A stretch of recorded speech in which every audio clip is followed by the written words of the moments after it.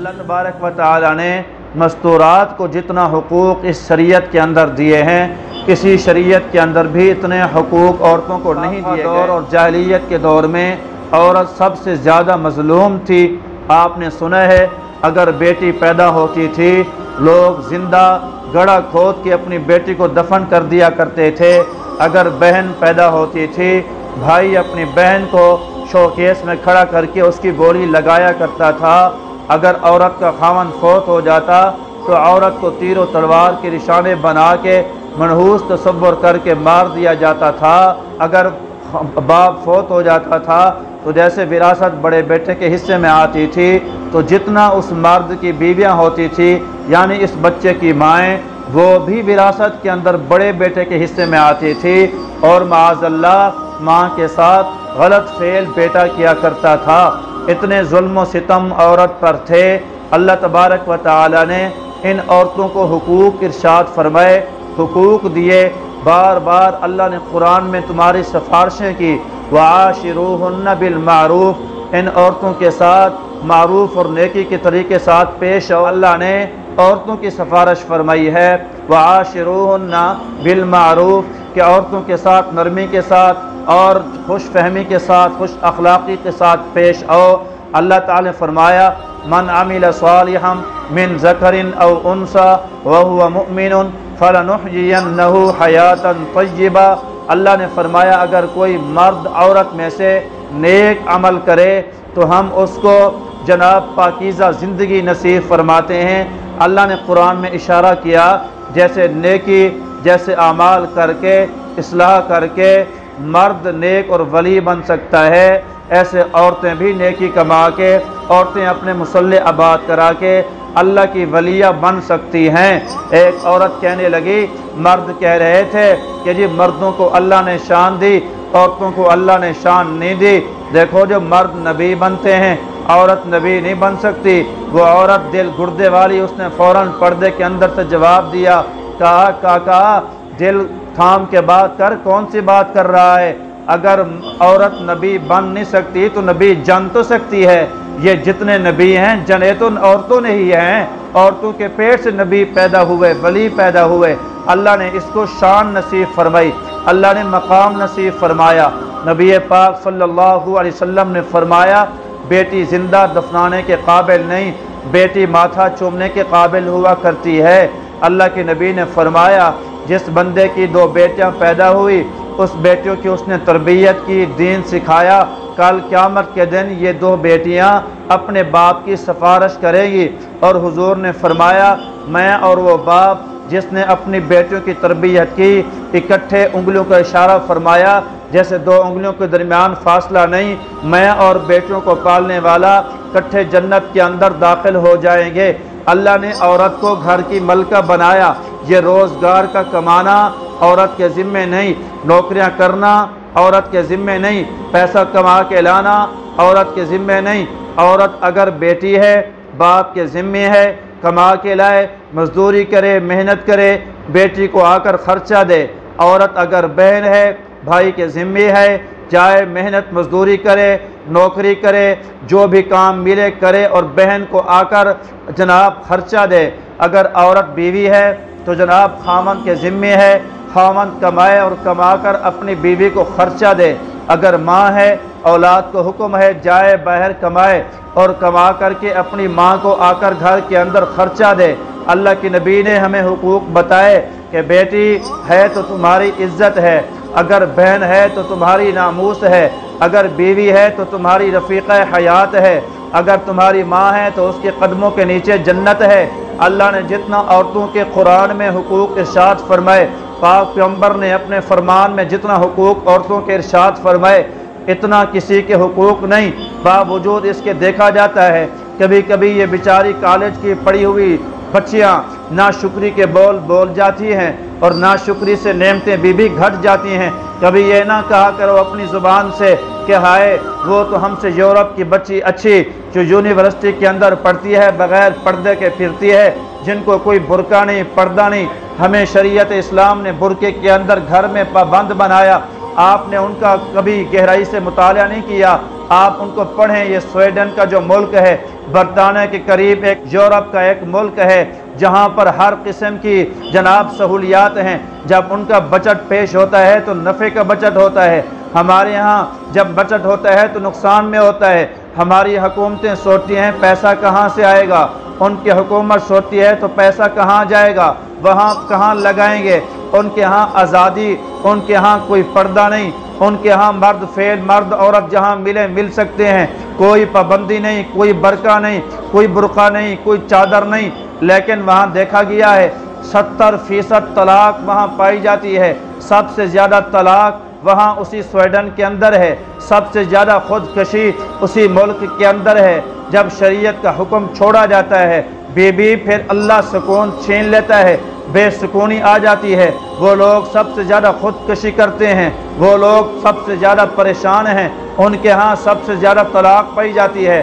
جبکہ ہمارے ہاں اللہ تبارک و تعالیٰ نے اس چھوڑے سے اسلام پہ جو ہم عمل کرتے ہیں، بالکل آپ دیکھتے ہوں گے 0.7% طلاق رہ گئی۔ اتنا طلاقیں نہیں جتنا یورپ کے اندر طلاقیں پائی جاتی ہیں۔ اللہ تعالیٰ کے ہر کام میں حکمت ہیں۔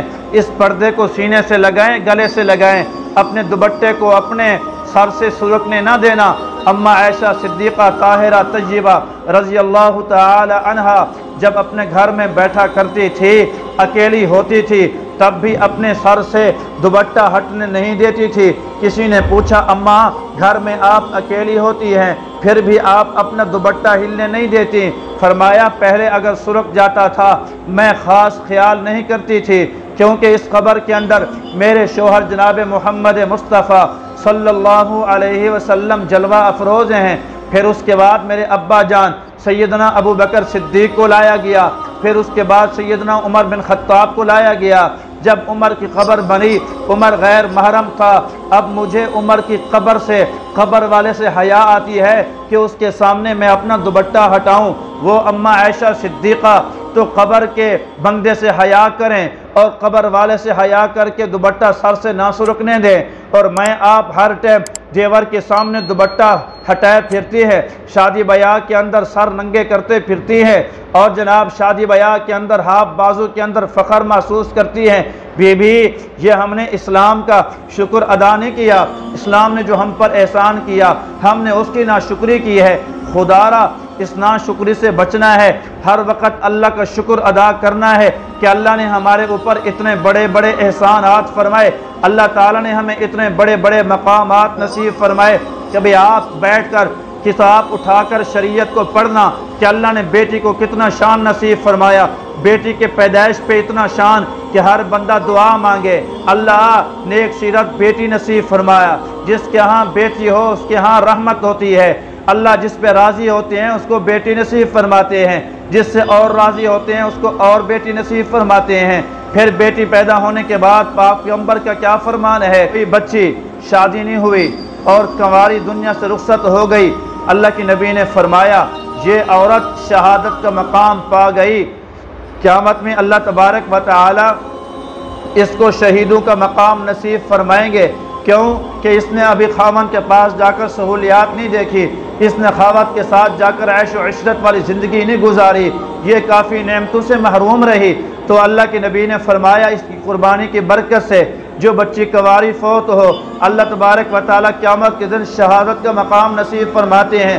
اور بیوی کبھی اپنے حقوق پڑھو کہ اللہ نے تجھے کتنے حقوق ارشاد فرمائے ہیں۔ فرمایا جب پھر بچی کی شادی ہوتی ہے، رخصتی ہوتی ہے، پھر اس کو دو کام کرنے پڑتے ہیں، پھر خاوند کی بھی خدمت کرنی ہوتی ہے، پھر اللہ کے حقوق بھی ادا کرنے ہوتے ہیں۔ پھر یہی عورت جا کے جب نماز پڑھتی ہے، پہلے نماز گھر میں پڑھتی تھی ماں باپ کے گھر میں، ایک نماز کا ثواب ایک ملتا تھا، جب خاوند کے پاس جا کر شادی کے بعد نماز پڑھتی ہے، حدیث پاک میں ہے ایک نماز پڑھے گی اللہ 70 نمازوں کا ثواب نصیب فرمائیں گے۔ دوسری جگہ ہے اگر ایک نماز پڑھے گی اللہ 82 نمازوں کا ثواب نصیب فرمائیں گے۔ کیوں؟ یہ خاوند کی خدمت بھی کر رہی ہے، اللہ کے حقوق بھی پورے کر رہی ہے۔ اتنا حقوق کون دیتا ہے؟ پھر اس کے بعد دیکھو فرمایا کہ یہ عورت پھر گھر کے کام کے اندر مصروف ہو گئی، بے ڈھنگی چیزوں ڈھنگ کے ساتھ رکھنے لگی۔ جب کچن کے اندر عورتیں جاتی ہیں سب سے پہلے دیکھتی ہیں बे ढंगी जगह बे ढंगी चीज़ को उठाकर ढंग वाली जगह पे उसकी जगह पे जाके रखती हैं कि ये नमक रखने की जगह है, ये जनाब हमारे मिर्च रखने की जगह है, ये हमारे पतीला रखने की जगह है, ये प्लेटें रखने की जगह हैं। फरमाया जब एक एक चीज़ को अपनी जगह से उठाकर जब वो ढंग वाली जगह पे रखती है, अल्लाह तबारक व तआला इसके एक चीज़ उठाने पर एक नेकी अता फरमाते हैं, एक गुनाह को माफ़ फरमाते हैं, अल्लाह जन्नत के अंदर एक दर्जा को बुलंद फरमा देते हैं। इतना अल्लाह ने मकाम नसीब फरमाया। फिर इसको घर के काम काज भी करने हैं, झाड़ू पोछा भी करना है। फिर हुजूर ने फरमाया जो औरत घर का काम काज करे, घर के अंदर झाड़ू देवे, अल्लाह पाक उसको अगर वो सुबहान अल्लाह अल्हम्दुलिल्लाह ला इलाहा इल्लल्लाह पढ़ती रहेगी, अल्लाह पाक उसको बैतुल्लाह में झाड़ू देने का सवाब नसीब फरमाएंगे। फिर वो दौर आता है आहिस्ता आहिस्ता, फिर वो बच्ची हामला हो जाती है। जब वो बच्ची हामला होती है उसके पेट में बच्चा आता है। फरमाया उसके पेट में बच्चा आते ही अल्लाह तबारक व तआला इस बच्ची के ज़िंदगी के सारे गुनाहों को मुआफ़ फरमा देते हैं, क्योंकि अब तकलीफ़ शुरू हो गई। अब वो सही से खा नहीं सकती, अब वो सही से पी नहीं सकती, अब खाती है तो उल्टी आ जाती है, अब जब डॉक्टर अच्छी दवाई नहीं देता जो बच्चे की सेहत ख़राब हो जाए। अगर तुम्हारी तकलीफ़ है तो उस पर नेकियां भी इतने हैं। फरमाया पाक पैगम्बर ने जब ये बीबी हमल के साथ काम करती है, घर के झाड़ू पोछे करती है, कुर्बानी में कितना गर्मी थी, कितना शदीद गर्मी में गोश्त का काम करना पड़ा, फिर लोड शेडिंग की वजह से बिजली नहीं थी, ये बेचारी ऐसी बीबियां थी जो हामला भी थी, फिर भी वो काम करती रहीं। ऊह की आवाज़ आहिस्ता आहिस्ता निकालती, बाप न सुने शर्म की वजह से, खावंद न सुने उसको तकलीफ़ होगी, आहिस्ता आहिस्ता कराहने की आवाज़ आती है। अल्लाह इतना राज़ी होते हैं, एक ऊह पर अल्लाह सुबहान अल्लाह का सवाब नसीब फरमाते हैं, अल्हम्दुलिल्लाह का सवाब नसीब फरमाते हैं, अल्लाहु अकबर का सवाब नसीब फरमाते हैं। तेरा कराहना भी सवाब बन गया। फिर उसके बाद आहिस्ता आहिस्ता जब वो बच्चा पैदा होने का टाइम होता है, फिर उसके बाद दर्दें उठती हैं। उस दर्द पर कितना अल्लाह ने तुम्हें मकाम नसीब फरमाया। एक एक दर्द के ऊपर फरमाया कि एक अरबी नस्ल का ग़ुलाम आज़ाद करने का अल्लाह सवाब नसीब फरमाते हैं। फिर उसके बाद देखें, फरमाया कि जब बच्चा पैदा होता है, बच्चा पैदा होने के टाइम कितनी तकलीफ़ औरत झेलती है। फरमाया जब बच्चा माँ के पेट से बाहर आता है, फरिश्ता ऐलान करता है, अभी भी तुझे खुशखबरी हो, जैसे माँ के पेट से ये बच्चा बाहर आया, अल्लाह ने तुझे भी ऐसे गुनाहों से पाक फरमा दिया है जैसे तू माँ के पेट से बाहर आई थी। अल्लाह सारी ज़िंदगी के गुनाहों को माफ़ फरमा देता है। फिर यहाँ तक बस नहीं है, फिर वो औरत बेचारी इस बच्चे को पालने में मसरूफ़ हो जाती है, सारी सारी रात जागती है, सारी सारी रात बच्चा रोता है, ये उठा के बैठी रहती है। अल्लाह तबारक व तआला इस पर भी इसको जिहाद में अल्लाह के रास्ते में पहरेदारी का इसको सवाब नसीब फरमाते हैं। दीन पढ़ें, कभी आपको शर्मिंदगी का सामना नहीं करना पड़ेगा। जब दीन नहीं पढ़ेंगे फिर ये हमारे हालात होते हैं। ये अभी कुवैत के अंदर एक आदमी ने दावा किया है कि मेरे बेटे को कहो मेरा बेटा मुझे खर्चा दे।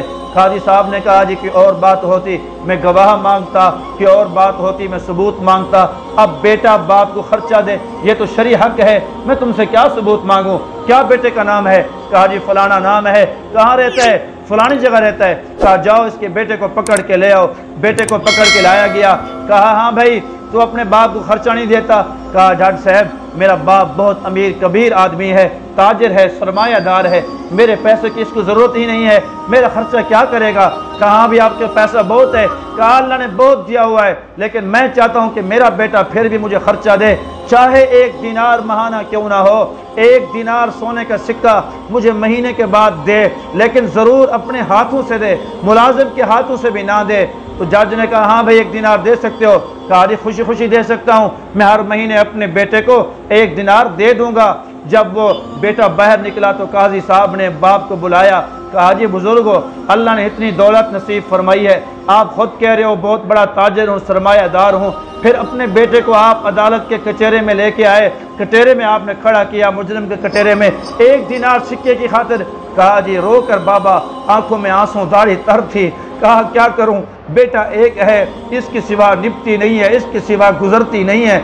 बेटा बड़ा हो गया, कारोबारी बन गया, 6 مہینے گزر جاتے ہیں، بیٹا ہماری خبر نہیں لیتا ہے۔ تو میں نے کہا بیٹے سے ملنے کا کوئی نہ کوئی ہیلا وسیلہ کیا جائے۔ میرے دل میں خیال آیا جج کے پاس جاؤں، چلو اس خرچے کے بہانے جب وہ مہینے بعد 1 روپیہ دینے آئے گا میرے ہاتھ پہ رکھے گا، اسی بہانے اپنے بیٹے کو دیکھ تو لوں گا۔ ماں باپ پھر بیٹے کو دیکھنے کو ترستے ہیں، جب تم دین سے محروم کرو گے پھر تمہیں ماں باپ اپنی اولاد کو دیکھنے کو ترس جائیں گے۔ تم دین کے ساتھ جوڑو، اور دین میں مشقتیں آتی ہیں لیکن مشقتوں کی پرواہ نہ کرو، پھر دیکھو کہ اللہ تبارک و تعالیٰ تمہیں رنگ کیسے لگاتا ہے۔ مشقتیں تو دین با مشقت، رزق با مقدر، یہ دین مشقت کے ساتھ آیا ہے، رزق تو اللہ نے لکھا ہے وہ ملنا ہے۔ مولانا دوست محمد قریشی رحمۃ اللہ علیہ ہمارے اسی راجن پور کے آگے ایک علاقہ ہے، وہاں کے رہائشی تھے۔ مولانا دوست محمد قریشی رحمۃ اللہ علیہ 6 سال کی عمر ہے، 6 سال کی عمر، باپ نے ہاتھ پکڑا لے کے جانے لگے ہندوستان کے اندر۔ ماں نے پوچھا بچے کو کہاں لے کے جا رہے ہو؟ کہا مدرسے کے اندر۔ کہا چھوٹا ہے، وضو نہیں کر سکتا، شلوار نہیں باندھ سکتا، 6 سال کا ہے، کپڑے نہیں دھو سکتا، وہاں کیسے لے کے جا رہے ہو؟ کہا آنسو پوچھ لے، صبر کر لے، اگر یہ پڑھ کر قرآن کا حافظ بن گیا آسمانوں سے اترتا ہوا نور اپنی آنکھوں سے دیکھے گی، اگر ہم مر گئے تو اللہ قبر کے اندر اس بیٹے کے قرآن پڑھنے کی برکت سے ایسی روشنی دے گا کہ اس جیسی روشنی تو سوچ نہیں سکتی ہے، اللہ قبر کو ٹھنڈا کر دے گا، صبر کر۔ ماں نے ادھر منہ کر لیا، آنسو پوچھ لیے، اور بیٹے کو چھوٹے کو باپ لے کے چلا گیا ہندوستان کے مدرسے کے اندر۔ مدرسے والے استاد نے کہا جی آپ تو لے آئے ہو لیکن ہمارے پاس تعداد پوری ہے، اب رہائشی داخلہ نہیں ہے، ہمارے پاس کوئی روٹی کا انتظام بھی نہیں، رہائش کا انتظام بھی نہیں، لے جائیں۔ کہا جی دور سے آیا ہوں، امید لے کے آیا ہوں، میں نے بچے کو قرآن پڑھانا ہے۔ تو کہا ابھی ہم قرآن پڑھا دیں گے بشرط ہے کہ آپ رہائش کا انتظام خود کر لیں، روٹی کا انتظام خود کر لیں۔ تو کہا میں بچے کو روٹی کھلانے نہیں آیا، روٹیاں گھر میں بہت کھائی ہیں، اللہ اس کی روٹی کھلائے گا، اس کو دین پڑھائیں۔ بچے کو وہاں بٹھایا، باپ روتا ہوا چلا گیا۔ وہ بچہ 6-7 سال کا کیا سوچتا ہوگا کہ باپ نے ایسی مسافری میں چھوڑا جہاں روٹی کا رہائش کا انتظام نہیں۔ وہ پڑھتا رہا، جب دوپہر کو 12 بج گئے، گھنٹی بجی روٹی کی، سارے بچے کلاس سے اٹھے، دسترخوان لگ گیا، سارے روٹی کھانے لگے۔ اس معصوم سے بچے کو کتنا بھوک ہوگی، یہ بھوک سے بلبلاتا ہوا دیکھتا ہے چھوٹے چھوٹے بچوں کو روٹی کھا رہے ہیں، کسی نے صلاح تک نہ ماری آؤ روٹی کھا لو۔ یہ بیچارہ روٹی کے ٹائم باہر جا کر دروازے کے باہر بیٹھ گیا، زار و قطار رونے لگا۔ روتے روتے اس کی آواز جب بلند ہوئی، سامنے ایک بوڑھی رہتی تھی، وہ بوڑھی نے آواز سنی، وہ آئی باہر کو نکل کے، کہا بیٹا گود میں بٹھایا، کیوں رو رہے ہو؟ کہا ماں اپنا کام کرو، میں پہلے پریشان ہوں تو اور پریشان کر رہی ہو۔ کہا بیٹا بتا تو صحیح، ہو سکتا ہے تیری پریشانی کا حل نکل ہے، روتا کیوں ہے؟ کہا اماں مسافر ہوں، ابے نے یہاں چھوڑا ہے، بھوک لگی ہے، سارے بچے روٹی کا ٹائم ہے کھانا کھا رہے ہیں، میری روٹی کا انتظام نہیں تھا، میں باہر بیٹھا رو رہا ہوں۔ تو کہا بیٹا اللہ کا شکر ادا کر، میں بھی اللہ کا شکر ادا کرتی ہوں، میں بیوہ ہوں، میرا خاوند ہے نہیں، اولاد ہے نہیں، ایک جگہ کام کرتی ہوں، 2 روٹیاں ملتی ہیں، 1 روٹی تجھے دوں گی، 1 روٹی میں کھاؤں گی، پڑھ اللہ کا قرآن، اللہ مجھے بھی ثواب نصیب فرمائے گا۔ ایک ساتھ مسجد تھی، وہاں مولوی صاحب سے بات کی کہ میں یہاں مسجد کی صفائی کروں گا، رات کو سو جایا کروں گا۔ کہا سو جانا، میں نے پڑھنا شروع کر دیا۔ کہا پھر وہ پورا سال عورت نے ایسی ڈپٹی دی کہ میں لیٹ ہوتا تھا، وہ بی بی کبھی روٹی لے کر لیٹ نہیں ہوئی، اپنے دوپٹے کے پلوں میں میرے لیے ایک روٹی باندھ کر مدرسے کے گیٹ میں کھڑی ہوتی تھی، جب میں باہر جاتا وہ پلو کھولتی مجھے روٹی کھلاتی، میں اس کو دعائیں دیتا، یوں میں پڑھتا رہا۔ پورا سال میں نے جناب وہاں پڑھا، پھر میں دوسرے سال میں میرا رہائشی داخلہ بن گیا، پڑھتے پڑھاتے فارغ ہو گیا۔ پھر میں واپس آیا، واپس آ کے میں نے پھر کچھ پیسے جمع کیے، پھر میں حج کو چلا گیا۔ بیویوں جب مسافر آئیں بچے شوق سے ان کو روٹی دیا کرو، پتہ نہیں یہ روٹی ہماری نجات کا ذریعہ بن جائے، بوجھ نہ سمجھا کرو یہ لینے آ گئے، کس کس کی پکائیں، گرمی ہے، کام والی کو دیں، طالبوں کو دیں، خدا را اس چھوٹی سی نیکی کو چھوٹی نہ سمجھو، بڑی نیکی پہ تکبر نہ کرو، بڑے بڑے حج رہ جائیں گے، ایک ایک نیکی ایک ایک روٹی تمہیں لے جائے گی جنت میں۔ وہ جب حج پہ مولا دوست محمد قریشی کہتے ہیں میں گیا ریاض الجنت میں نفل پڑھے، نفل پڑھ کے وہاں پر رونے لگا، روتا رہا، نیند آ گئی، سو گیا۔ سویا تو میں نے خواب کے اندر دیکھا کہ ایک بڑا سونے کا قیمتی تخت ہے، بڑا خوبصورت، بڑے ہیرے جوہرات لدے ہوئے، بڑے زرق و برق، بڑا خوبصورت ہے۔ میں نے غور کیا تو اس کے اوپر ایک عورت بیٹھی ہے، وہ بھی سونے چاندی سے زیورات سے لیس ہے اور بڑی خوبصورت پوشاکیں پہنی ہوئی ہیں، ہیرے جوہرات سے مرصع ہے۔ میں نے قریب ہو کر دیکھا، وہ کوئی اور نہیں، وہ وہی بوڑھی ہندوستان کی تھی جو جنت کے اندر ایک تخت کے اوپر بیٹھی تھی۔ میں نے کہا اماں تجھے یہاں پر کس چیز نے پہنچایا؟ تو کہا بیٹا جب فرشتے میرے پاس ہے، کہا اللہ اس بی بی کا حساب لینا ہے، تو میرے اللہ نے کہا اس بی بی نے ایک روٹی اس مسافر بچے کو کھلائی تھی، مجھ رب کو اس کا اب حساب لیتے ہوئے شرم آتی ہے۔ اس ایک روٹی کی برکت سے اللہ تعالیٰ نے میری زندگی کے سارے گناہوں کو معاف کر کے مجھے جنت کا داخلہ نصیب فرما دیا ہے۔ یہ چھوٹی چھوٹی نیکیاں آپ کو لے جائیں گی اور بڑے بڑے لوگ اپنی نیکیوں پہ تکبر کرنے والے رہ جائیں گے۔ چھوٹی نیکی پہ کبھی چھوٹی نیکی کو حقیر نہ سمجھنا، بڑی نیکی پہ تکبر نہ کرنا، اپنی اولاد کو دین پڑھائیں۔ زیادہ لوگوں کی شکایتیں کہ جی ماں باپ یہ لے کر آتے ہیں جی اولاد نافرمان ہے، اولاد سامنے بولتی ہے، کہا نہیں مانتی ہے، یہ دین سے دوری ہے اور کچھ بھی نہیں ہے۔ میں اگلے دن پڑھ رہا تھا ایک جگہ کہ ایک بچہ تھا، وہ سکول پڑھتا تھا، سکول، اس کو مدرسے میں تو بھیجا نہیں کہ اس کو استاد پڑھاتا، دین تم پڑھا دو، باقی سب کو دین پڑھائے گا، بچوں کو دین پڑھایا نہیں۔ اب جھوٹی عزت جھوٹی انا بچے کے اندر آئی۔ سر نر ٹر کا جو عہدہ ہوتا ہے یہ بڑا خاص ہوتا ہے۔ ہمارے استاد کہتے تھے یہ سر نر ٹر ربا سارے ہکو کر، افسر بن جائے، ماسٹر لگ جائے، گورنر لگ جائے، یہ بڑے پھر مشکل سے جو ہے وہ تکبر نکلتا ہے۔ اب سکول میں گیا تو اس کی ماں بیچاری ایک آنکھ سے معذور تھی، ایک آنکھ تھی ہی نہیں، ڈھیلا ہی نہیں تھا۔ اس نے ماں کو کہا تھا کہ میرے سکول میں کبھی نہ آنا، اگر تم میرے سکول میں آؤ گی تو میری عزت نفس مجروح ہوگی، میری عزت خراب ہوگی، لوگ تانا دیں گے کہ دیکھو اس کی ماں کہانی ہے، یہ اس کی ماں آنکھ سے معذور ہے، یہ اس کا بیٹا ہے، پھر عزت کا خیال کرنا، کبھی سکول نہ آنا۔ اور گھر کے اندر بھی وہ اپنی ماں کو پشت کر کے بیٹھتا رہا، پیٹھ، اس کی شکل سے نفرت تھی کہ تیرے کانے پن کی وجہ سے میں نفرت کرتا ہوں تم سے۔ اب جناب یہ سلسلہ چلتا رہا، ماں خدمتیں کرتی رہی۔ ایک دن یہ بچہ ٹائم پہ گھر نہ آیا، ماں ڈھونڈتی سکول میں پہنچ گئی، بچوں کو جا کر پوچھا کہ میرا بچہ کون سا جی؟ یہ فلانا نام ہے۔ اچھا تمہارا بیٹا ہے؟ ہاں وہ میرا بیٹا ہے۔ اب دوسرے دن جب سکول گیا تو سب نے کہا وہ تیری ماں آئی تھی، تیری ماں تو آنکھ سے معذور ہے، تو نے بتایا نہیں کبھی۔ اب اس کو غصہ آیا، اس نے آیا اور ماں کو کتنا گالیاں دی، کتنا اس نے جناب واہی تباہی بکی۔ ماں کو کہا تیری وجہ سے سکول میں میری عزت ختم ہو گئی، تو گئی، لوگوں کو پتہ چل گیا کہ اس کی ماں کہانی ہے، مجھے تم سے ڈر لگتا ہے، گھر چھوڑ دیا، چلا گیا، عرصہ دراز تک واپس نہ آیا۔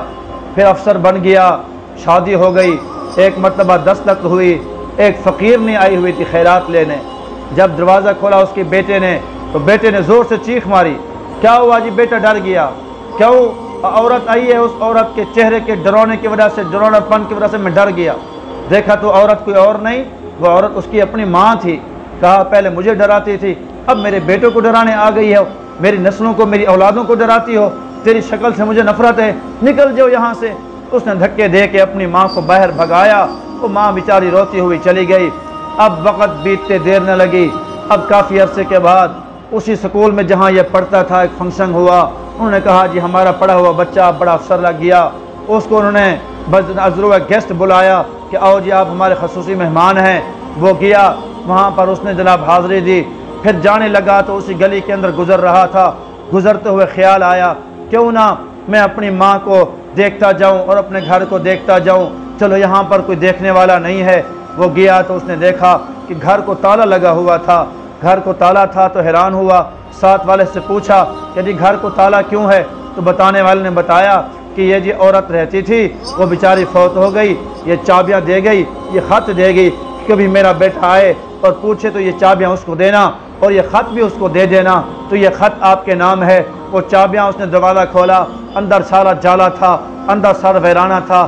وہ اندر جا کے بیٹھا اور جناب وہ خط کھولا تو خط کے اندر اس نے لکھوایا ہوا تھا، ماں نے کہا بیٹا ساری زندگی تو مجھ سے نفرت کرتا رہا، تیرے بعد تیری اولاد نے مجھ سے نفرت کی، میں نے بھی کبھی اس راز کو بتایا نہ کہ میرے بیٹے کو دل نہ دکھے، میں نے آج چاہا اب مرنے کے قریب ہوں تو یہ راز تجھے بتا ہی دوں۔ ایک مرتبہ پورے سکول چھوڑنے جا رہی تھی تو درمیان میں ایکسیڈنٹ ہو گیا تھا تیرا، تو اس ایکسیڈنٹ کے اندر تیری ایک آنکھ کا ڈھیلا نکل گیا تھا، میں تجھے ہسپتال کے اندر لے گئی تھی، ڈاکٹر نے کہا ایک آنکھ اس کی ضائع ہو چکی ہے، اب یہ آنکھ کے بغیر جیے گا۔ میں نے کہا کیسے ہو سکتا ہے، ایک بیٹا ہو، میں نے اللہ سے بڑے بڑی دعائیں مانگ کے منتیں مانی ہیں، پھر اللہ نے بیٹے کی دولت نصیب فرمائی، یہ آنکھ سے محروم ہو گیا، یہ کیسے؟ میں نے دھاڑ فریاد کی تو ڈاکٹر نے کہا تیری آنکھ تیرے بچے کو لگ سکتی ہے، تو میں نے اپنی آنکھ نکلوا کے تجھے دی تھی۔ ساری زندگی جس آنکھ سے تو دیکھ رہا تھا وہ آنکھ تیری نہیں تھی، تیری ماں کی تھی، اور جس کانی سے تو نفرت کر رہا تھا وہ کانی اپنی وجہ سے نہیں، وہ تیری وجہ سے ہوئی تھی۔ ماں باپ تو اپنی اولادوں کو اپنی آنکھیں نثار کر دے، قربان کر دیں، یہ جب اولادیں بڑی ہوں یہی آنکھیں پھر اپنے ماں باپ کے سامنے نکالتے ہیں۔ یہ ماں باپ تو اپنے بیٹوں کو الف بے اور بولنا سکھائیں، جب یہ بیٹے بڑے ہوں ماں باپ کے سامنے زبان درازی کریں، ماں باپ کو دل دکھتا ہے، لیکن کچھ قصور آپ کا بھی ہے، خود ہی تراشے ہیں میرے دل نے غموں کے پیکر، میرے مولا نے تو ہر غم سے بچا رکھا ہے۔ بیبیوں اپنی اولاد کو دینی نہج پہ چلائیں، دین سکھائیں، پردے کی پابندی کریں۔ تمہیں تو اللہ کے نبی نے بڑا آسان جنت میں جانے کا راستہ بتایا، فرمایا نماز پابندی سے پڑھ، روزہ پابندی سے رکھ، خاوند کو راضی رکھ، یہ تین کام جو عورت کرے گی 8 دروازوں میں سے جس دروازے سے چاہے تو جنت کے اندر داخل ہو جائے۔ آسان سا کام ہے، خاوند کو راضی کریں، خاوند کو راضی کریں، نماز ٹائم کی پڑھیں، نماز معاف نہیں ہے، نماز معاف نہیں ہے۔ قیامت میں عورت کہے گی اللہ نماز کیسے پڑھتی؟ خاوند تو بڑا مشکل اور بڑا ناراض ہونے والا بلڈ پریشر ہائی تھا، اس کا بڑا غصے والا تھا، میں نماز پڑھتی لیٹ ہو رہی تھی، کھانے کو مارتا تھا۔ اللہ پاک فرمائیں گے اچھا، اللہ پاک فرمائیں گے لے آؤ حضرت آسیہ کو، آسیہ امرأہ فرعون کو بلایا جائے گا، اس کا حال بیان کیا جائے گا کہ آسیہ جس کے ہاتھوں کے اندر خامن لوہے کی میخیں مارتا، جس کے پاؤں کے اندر خامن لوہے کی میخیں مارتا تھا، تب بھی اس بی بی نے کبھی اللہ کا حکم نہیں توڑا، اللہ کی یاد سے ایک لمحے کے لیے غافل نہیں ہوئی۔ اب تو بتا تیرا خامن زیادہ ظالم تھا یا فرعون زیادہ ظالم تھا؟ اب یہ ساری بیبیاں کہیں گی اللہ فرعون زیادہ ظالم تھا، قصور نہیں ہے، وہاں پر کوئی آپ کا عذر چلنے والا نہیں ہے۔ بی بی خدا را نماز نہ چھوڑنا، روزہ نہ چھوڑنا، خامن کو راضی رکھنا اور اپنی اولادوں کو دینی تربیت دینا۔ اولادوں کو اگر تم نے تربیت دینی دے دی ساری زندگی تمہاری اولادیں تمہارے جوتے سیدھے کرے گی، اگر تم نے ان کو دین سے محروم رکھا تو تم نے جیتے جی اپنی اولادوں کو ناحق گویا قتل کر دیا۔ اللہ پاک مجھے آپ کو اس دینی احکامات پہ جو کچھ کہا سنا گیا اللہ عمل پیرا ہونے کی توفیق نصیب فرمائے۔